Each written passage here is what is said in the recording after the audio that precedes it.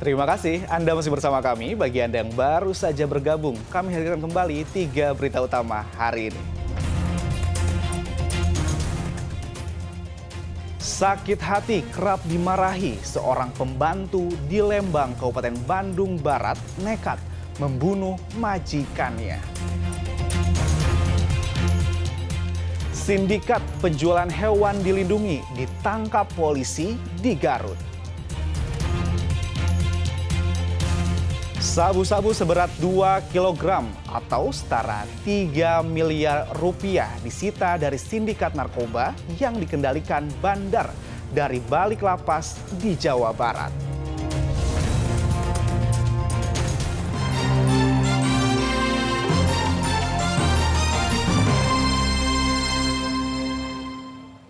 Sindikat narkoba jaringan lembaga permasyarakatan dibongkar Polres Sukabumi Kota dengan meringkus 7 pelaku. Sindikat dikendalikan bandar yang sedang ditahan di lapas. Polisi menyita barang bukti narkoba jenis sabu-sabu 2 kg atau setara 3 miliar rupiah lebih.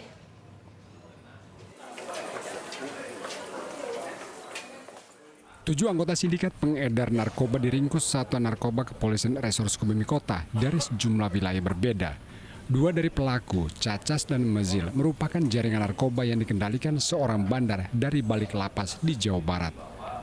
Pengungkapan sindikat tergolong cukup besar. Polisi menyita hampir 2 kg narkoba jenis sabu-sabu atau setara dengan 3 miliar rupiah lebih. Selain itu disita juga sepeda motor dan uang tunai ratusan ribu rupiah. Bandar berinisial H alias Sony yang mengendalikan sindikat pernah ditangkap tahun 2022 lalu dengan barang bukti 3 kg sabu-sabu. Pelaku saudara CS dan MZ ini dikendalikan oleh salah satu pelaku yang merupakan residivis. Saat ini masih menjalani hukuman di salah satu lapas dan dia pernah ditangkap di Polres Sukabumi Kota pada tahun 2022, yaitu inisial H ya, dengan barang bukti seberat 3 kilo pada saat diamankan. Kemudian kita bergerak cepat dari Satreskrim Narkoba Polres Sukabumi Kota berkoordinasi dengan lapas tersebut. Alhamdulillah dari pihak lapas kooperatif dan kita langsung bergerak cepat sama melaksanakan pemeriksaan dan kemudian akan kita tarik ke sini untuk kita proses lebih lanjut terkait masalah peredaran narkotika yang kita amankan di daerah Lolusi tersebut. Polisi akan mengembangkan kasus dengan memeriksa pihak lapas, termasuk sipir tempat Sony ditahan. Polisi mensinyalir sindikat lapas melibatkan orang dalam. Asep Didi melaporkan dari Kabupaten Sukabumi. Kisah pilu dialami petani asal Kabupaten Subang. Ia ditipu oknum anggota polisi aktif. Korban diiming-imingi anaknya bisa masuk Polri melalui jalur khusus.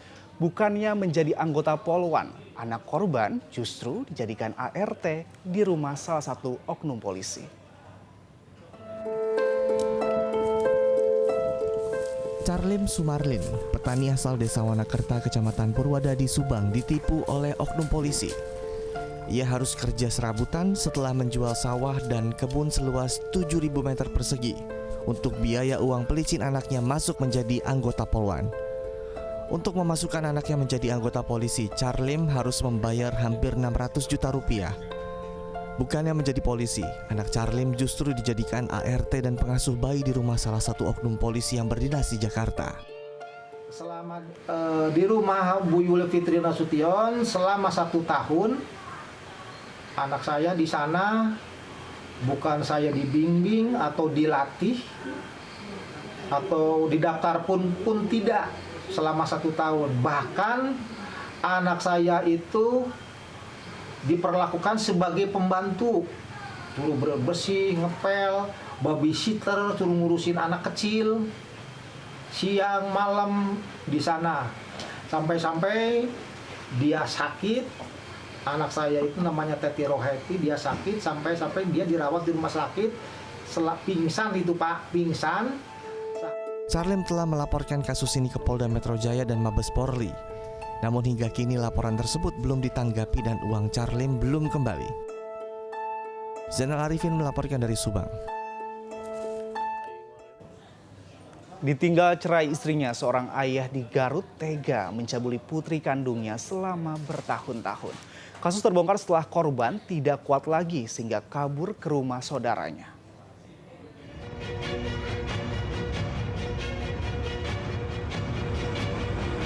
Pria berinisial IM patut dihukum berat karena mencabuli putri kandungnya yang masih duduk di bangku SMP. IM dijemput paksa penyidik Polsek Garut Kota Senin siang di kediamannya di Garut Kota, Kabupaten Garut. Kasus pencabulan ini sebenarnya sudah berlangsung bertahun-tahun sejak tahun 2022 lalu. Selama ini, korban tidak berani melapor karena diancam sang ayah. Namun korban akhirnya tidak kuat lagi sehingga kabur ke rumah saudaranya. Korban pun mengadu kepada saudara telah diperkosa sang ayah selama bertahun-tahun. Pelaku leluasa beraksi karena ditinggal cerai istrinya. Korban lagi tidur di kamarnya dan bapaknya lagi tidur di kamarnya. Dan bapaknya memaksa membangunkan anaknya dan seret untuk tidur ke kamar barengan. Nah, pada saat itulah dilakukan pencabulan. Tapi ini yang terakhir. Sebelumnya ini dilakukan sebenarnya mulai dari awal, dari tahun 2022 sudah dilakukan. Jadi sudah 2 tahun ini dilakukan oleh bapak kandung. Berarti pengakuannya udah berkali-kali banget ya? Udah berkali-kali. Kamu istrinya? Istri tersangka? Istrinya udah cerai.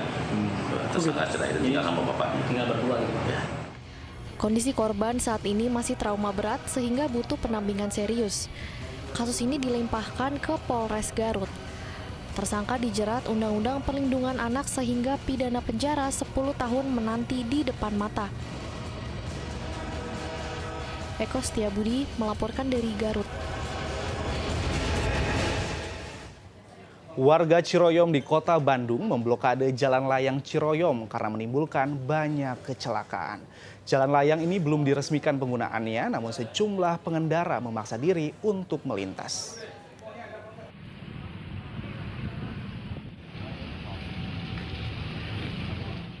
Warga Ciroyom menumpahkan kekesalan dengan memblokade jalan layang Ciroyom di Kota Bandung. Karung-karung pasir dan batu menutupi badan jalan sehingga tidak bisa dilewati kendaraan. Aksi warga buntut ulah pengendara yang memaksakan diri melintasi jalan layang ini. Padahal jalan ini belum diresmikan dan belum memiliki rambu-rambu. Warga geram karena ulah pengendara menimbulkan sejumlah kecelakaan. Dalam 3 pekan terakhir, terjadi 4 kecelakaan. 1 korban bahkan saat ini masih kritis. Penutupan jalan ini dengan banyaknya kecelakaan karena belum diresmikan. Tapi tetap pengguna jalan memakai karena apa? Dari pihak pengembang atau terkait tidak bisa selayaknya bagaimana jalan itu sudah memenuhi syarat belum? Atau ada marka-marka yang sekarang kejadian bahwa marka itu tidak ada, jadi mobil itu seenaknya saja, akhirnya kecelakaan, akhirnya ribut. Yang dipanggil kalau ini udah diresmikan pasti ada dari kepolisian. Kami hanya membantu saja, membantu yang artinya sosialnya. Terus masalah itu marka harus sampai sana Pak, marka. Dari ujung sampai ke ujung marka itu harus mesti gitu. Polisi mendukung aksi warga karena kondisi jalan ini masih dalam proses pembenahan. Polisi akan berkoordinasi dengan pihak terkait untuk menutup sementara jalan ini sampai proses pembenahan. Untuk digunakan untuk umum, ya. Jadi sebetulnya keadaannya itu masih dalam pembenahan, ya, karena ini juga harus ada rambunya yang perlu ditambahin, kemudian flow jalannya, ya, kemudian ada beberapa poin-poin yang memang harus dirapihkan dulu, ya, sehingga nanti bisa dilewati. Nah, namun karena ini banyak pengguna jalan yang memaksakan, ya, untuk melewati flyover ini. Udah beberapa kali juga ditutup oleh warga ya Pak. Betul. Beberapa kali ditutup karena memang belum bisa dilewati, sebetulnya dipaksa. Ya, jadi pengendara jalan itu memaksakan untuk lewat sini ya, dibongkar penutupnya lewat. Nah, inilah sehingga masyarakat ini punya inisiatif untuk menutup. Pihak Polrestabes Bandung akan berkoordinasi dengan Dirjen Perkeretaapian di Sukjabar dan perangkat desa untuk melakukan penataan flyover di Royom agar cepat kembali dipergunakan. Muhammad Rizal melaporkan dari Kota Bandung.